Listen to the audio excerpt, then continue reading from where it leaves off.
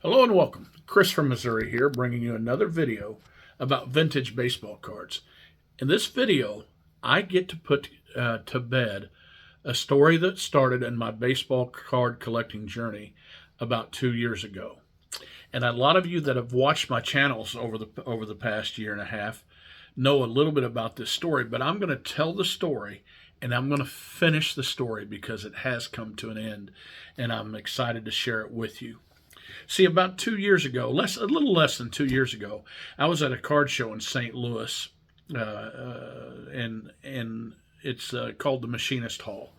And I had a buddy that set up there, and he picked up a 1953 Bowman color set. Now he was getting out of the hobby as far as a dealer goes, and as he was going through the book, he found a card. And I'm going to show you a picture of that card, and it starts my journey that has just finished. So here's the... Okay, so this right here is the picture of the card. Now what you're looking at right there, and take a good look, that's a 1953 Bowman color proof card. Now this card is generally considered an in-action card. It's called Dodgers in Action. And supposedly, that's a picture of Gil Hodges sliding into home plate against the Chicago Cubs. But the picture is too far away, and I believe when that proof was sent to people looking at the sets to build this set, they said, oh, we can't use that card. The picture is too far away. Now, Bowman, the 53 Bowman cards, had an in-action card that was accepted. And this is the famous card that was accepted of an in-action player. And that's another Dodger player. That's Pee Wee Reese. And that's Pee Wee Reese in-action card. And that's believed to be the first in-action card that was accepted in a... Now, this is where my journey starts. My friend said, Chris, do you know what this card is? And I said, well, I think it's a proof card. He said, yeah, that's what I think it is as well. He said, do you want to buy it? And I said, oh, I don't think I can afford it. Really, I didn't know what he wanted for it. He said, heck, he said, you know, I don't have the time nor the patience for this. How about me sell it to you for $50? So he sold it to me for $50. And that got the old mouse wheel in my brain started to go, because I wanted to know if it's real, first of all. And I didn't really know the story of all the proof cards. But we have YouTube out there, and we have friends out there. And actually, I have a friend, and a lot of you guys know him as well. His name is Alex, and the name of his channel is Bowman 53. So if I'm going to get some expert opinion on the 1953 Bowman color set, I'm going to call a guy that has the Bowman 53 in his name. So I called him up that day, and he said, yeah, he said, I'm going to send you an article. I'm going to send you an article, and you can read it. And he said, if you can get it, authenticated, and of course I knew that as well. I get it authenticated because right now he told me over the phone he thinks there's only one that has ever been graded by any company at all. And so I went straight to SGC, which was at this show, and I showed him this card. And that guy kind of, hey, do you know what you have here? And I said, I believe I do. And he said, well, I can't really, he said, you're going to have to send that off to me. I can't grade that right here. And I can't even give you an expert opinion. So I put the card away to take home. And when I got home, I got a message from Alex Bowman 53, and I read the article. And the article was written. It was written about. It showed where 4 proof cards of the 53 Bowman color set, was not accepted into the group of the rest of the cards. One of them was that Dodgers in Action card, which happened to be the rarest of them all because they said only one had been graded. The other one was a worn spawn. Now, there's a worn spawn inside that 53 Bowman color set, But they showed a picture of that, and this was of Warren Spahn rocking back to start his delivery, which was not accepted in the hobby. The other one was of Enos Slaughter kneeling down in the on deck circle. Now there was one, and there's one of Enos Slaughter, same, almost the exact photo in the 53 set. It just didn't accept the other one. Now the one that didn't make it at all was the Ferris Fane. Now Ferris Fane doesn't even have a card in the set, but he had a picture of the proof. But for some reason he might not have been under contract, or he was just traded or something, and they decided to take that out. And so I started learning more and more about this. But I took this card to the National, hoping to get it graded. And I didn't take it to the National to get graded. Let me stop there.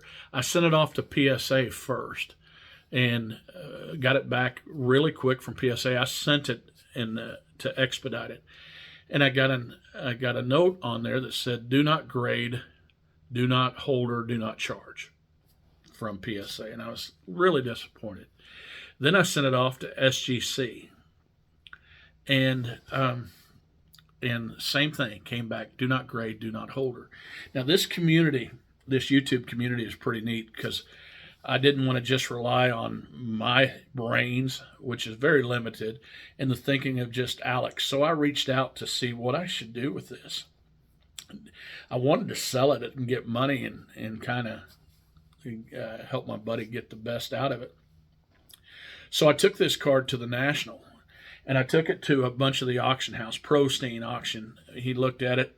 He didn't give me much time, and he said, "Nah, that looks fishy."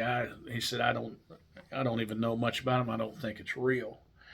And then Alex sends, well, I'm sorry.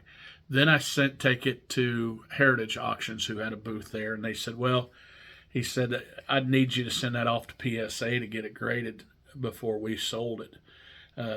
Don't want to risk any kind of, And I was really disappointed. Nobody, even at the National, up to PSA or SGC, would tell me why they wouldn't really grade it. And about that time, CSG, or CGC, I'm sorry, said, let us take a look at it. And I'll be darned, they took it with them. It took them a little while, but it came back a graded card, and it came back graded 2.5. And I was pretty excited about it, because now I had verifications on it. But about that same time, Alex Bowman 53 sends me another article that was written by Keith Olbermann, the famous ESPN anchor back in the day, and he had written another article for Baseball Digest, and he showed the 3 cards that he had of the proofs. Now, he did not have the Dodgers in action card, so I tried to reach out to him and try to find him to see if he was interested in buying the card, but he never did return my call. So now I have this graded card, and I want to sell it. And so I'd talked to a couple of the auction houses, and before I did that, I used the resources in this YouTube, and I'd talked to my friend Mike, Baseball Collector, and I'd talked to, I wasn't going to just settle on what Mike had to say, but I reached out to Dave Blue Jacket 66 and Orlando Collector's Dream and Rick Vintage Oddball Cards, and those are the big hitters when it comes to auction houses for me that I talk to. I don't talk to them regularly, but we do communicate quite often, and they're great guys that I trust.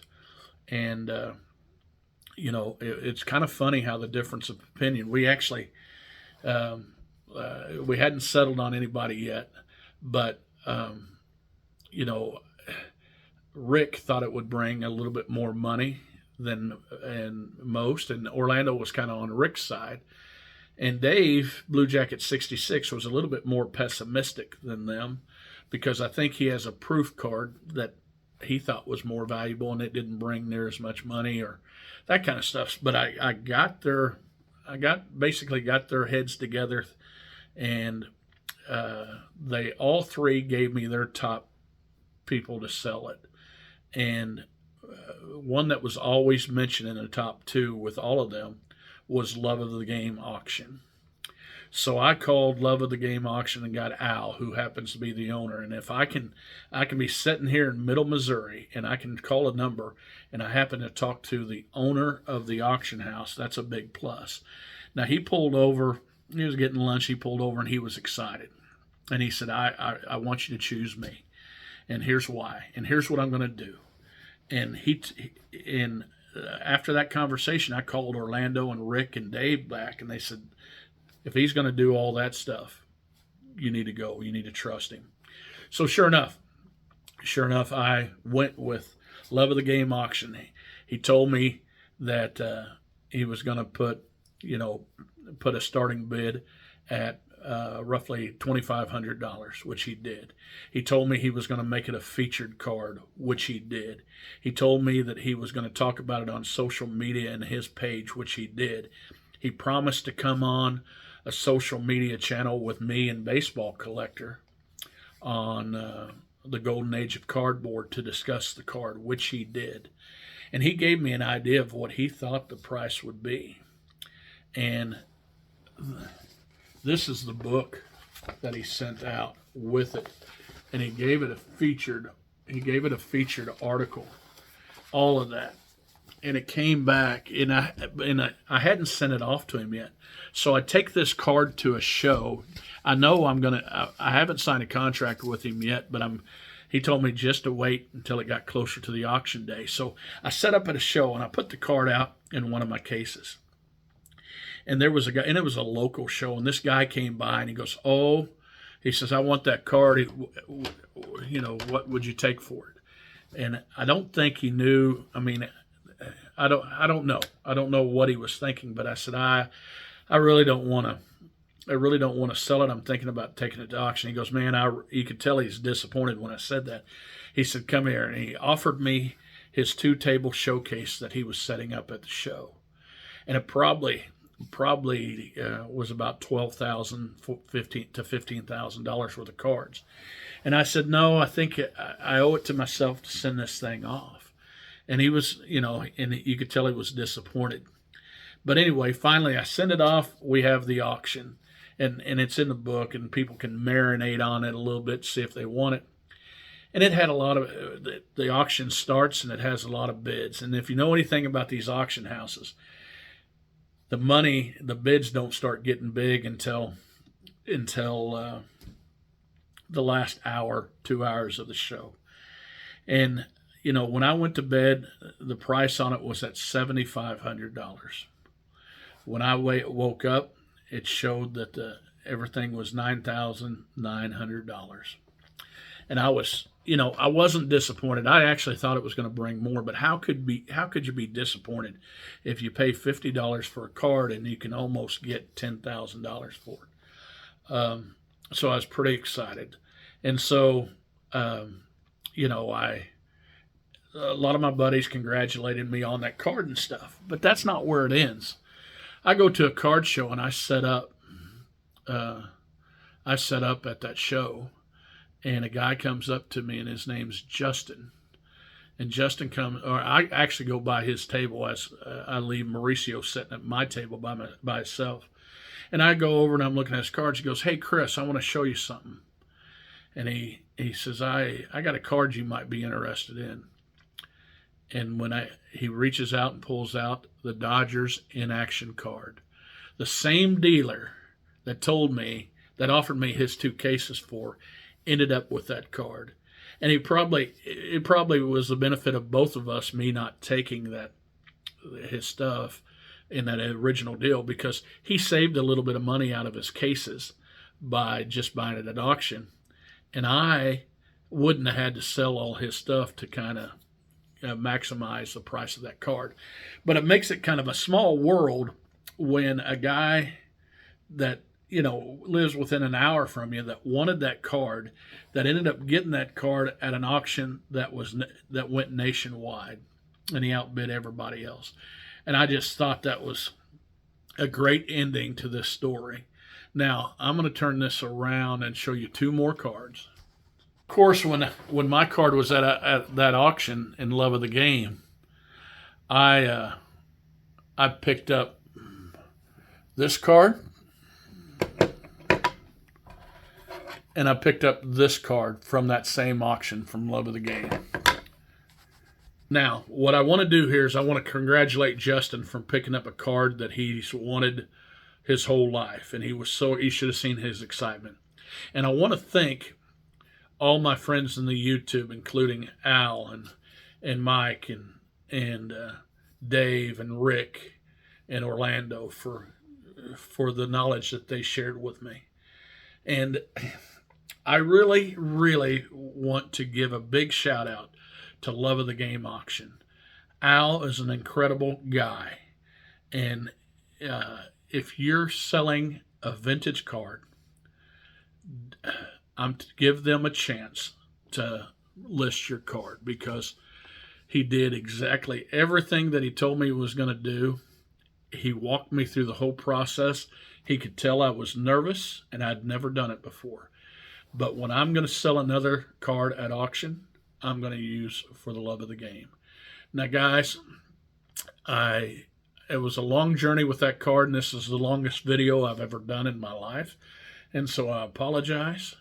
But listen, it's only a hobby. Collect what you like.